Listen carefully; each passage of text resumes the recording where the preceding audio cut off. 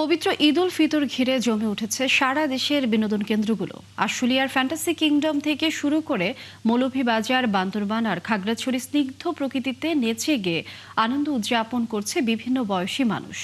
প্রশাসনের পক্ষ থেকে নেওয়া হয়েছে নিরাপত্তা ব্যবস্থা। সহকর্মীদের তথ্য ছবিতে প্রতিবেদন। ঈদ আনন্দে মেতেছে সব বয়সী মানুষ।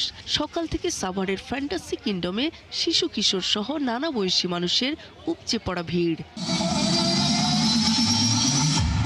গানের তালে নেচে গিয়ে বিভিন্ন রাইডে বাঁধ ভাঙা উচ্ছ্বাস করেন দর্শনার্থীরা। ফ্যামিলি সব আসছি, মেয়ে আছে, ওয়াইফ আসছি হলো আপনার আমরা ফুলবাড়িয়া থেকে। আমার হলো পরিবার নিয়ে আসছি, ইনশাল্লাহ এখানে ঘুরা অনেক মজা পাইছি, বাচ্চারা অনেক আনন্দ করছে। জীবনে ফার্স্ট টাইম, তাই অনেক ভালো। কিছুতেই চললাম না, আমার আম্মুরা খালি চলছে। আমার ভাই বোন আমার ভাগ্নি আছে, মা বাবার সাথে এসেছিও, দুই একটা রাইডে উঠেছি, দুই একটা রাইডে উঠবো, অনেক মজা লাগছে। পার্কের প্রধান কর্মকর্তা জানান, ঈদ ঘিরে এখানে নতুন রাইড স্থাপন করা হয়েছে। দর্শনার্থীদের নিরাপত্তা নিশ্চিতে জেলা পুলিশ ও আনসারের পাশাপাশি পার্কের নিজস্ব নিরাপত্তা বাহিনী সার্বক্ষণিক দায়িত্ব পালন করছে। টার্কি থেকে আমরা নিয়ে আসছি, যেটা বাংলাদেশে এটা কোথাও নাই, হচ্ছে টর্নেডো 360। এটা খুবই এনজয় করবে। চায়ের রাজধানী খ্যাত মৌলভীবাজারেও হাজারো দর্শনার্থী ও পর্যটকের উপচে পড়া ভিড়। সারি সারি চা বাগান, লেক আর ঝর্ণার অপরূপ রূপে মুগ্ধ প্রকৃতি প্রেমীরা। টানা এক মাস সিয়াম সাধনার পর ঈদের খুশিতে সবার মাঝে ছিল আনন্দের বন্যা। এখানকার যে পরিবেশ, আবহাওয়া অত্যন্ত ভালো। এখানে তেমন একটা দালান কোঠা নেই, মানুষও অনেক কম, তো সব বিষয়ে কিন্তু আমরা অনেকটা ভালো একটা অনুভূতি পাচ্ছি আর কি। আমাদের যে যান্ত্রিক জীবন থেকে পরিবেশের কাছে আসাটা, এটা আসলে অনেক কিছু ভালো লাগছে, খুবই ভালো। ঈদের দিনে এরকম সুন্দর জায়গায় ঘুরতে এসে অনেক ভালো লাগছে। পার্বত্য জেলা বান্দরবানেও বইছে ঈদের আনন্দধারা। পাহাড়, মেঘ আর ঝর্ণার অপার সৌন্দর্যে ঘেরা পর্যটন কেন্দ্রগুলো। ঈদের টানা ছুটিতে পর্যটকদের পদাচারণায় মুখর হয়ে উঠেছে বিনোদন কেন্দ্রগুলো।